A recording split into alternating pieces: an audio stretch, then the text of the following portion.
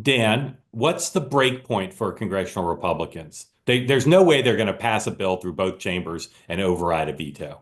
So I don't think there's anything they can do to actually restrain the president with legislation.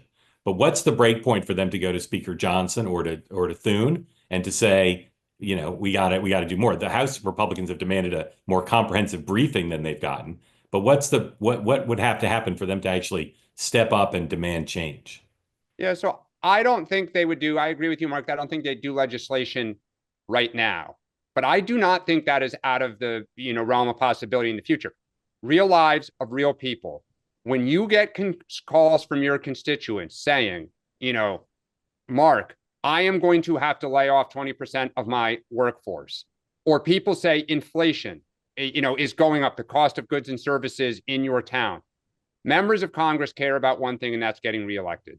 And when they feel like it is in their interest to speak up on behalf of their constituents, that is when you will begin to get people who will say, I will potentially separate from the president. And I will just say, as someone who, Trump said he could shoot someone on Fifth Avenue. Listening to the tone of MAGA online, and I'm being serious here, historically, when Trump does this, it is like, I fully believe in Trump, like, yeah, yeah, yeah. What you hear a lot of is, I'm willing to give him the benefit of the doubt and trust that he can figure this out. The tone is softening. Like, I actually think of all the things where he could potentially have some cleavage from his base, it's destroying the economy.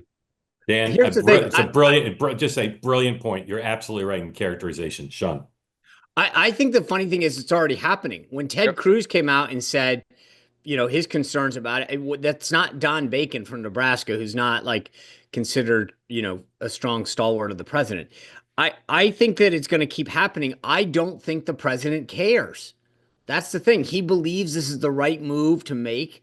And I don't get any sense from his comments last night on the plane, that he has any sense of backing down. But I think that's Trump's MO, right? He'll never start being queasy in public. He'll be guns a-blazing. But there's always like a tell where he'll say something like, this is the right policy, but we'll see. And there's no we'll see. There's, he always has an out, and he hasn't given himself that. I mean, look, I was looking at it today.